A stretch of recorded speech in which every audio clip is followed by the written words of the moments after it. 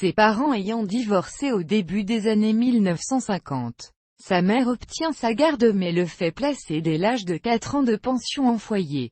Son père obtient finalement sa garde à Marseille où il est élevé. Passionné de dessin et de peinture, il intègre l'école Boulle et devient décorateur d'intérieur, travaillant avec son père qui le destine à reprendre l'entreprise familiale.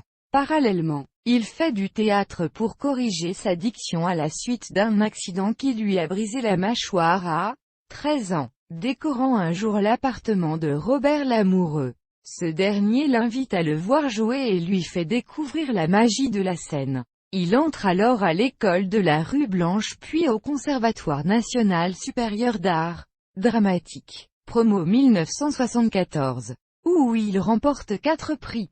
Parallèlement, il est guitariste de rock dans les Magic Stars, puis les Proverbes, faisant croire qu'il s'agit du groupe d'Antoine, écumant les concerts de rock de la région parisienne. Il intègre la compagnie de théâtre de Jacques Fabry, auprès duquel il intervient dans l'émission TV Tutti Fabri diffusée sur la première chaîne à partir du dimanche 13 janvier 1974.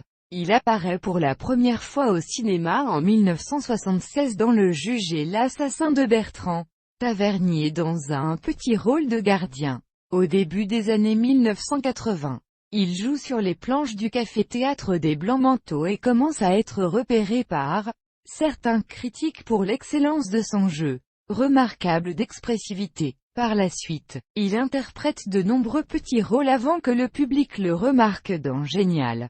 Mes parents divorcent, un succès de Patrick Braoudé en 1990. Réalisateur qu'il retrouvera pour 9 mois en 1994. Avec ce regain de popularité, il enchaîne les rôles chez Bertrand Tavernier, Étienne Chatiliez ou Gérard Houry.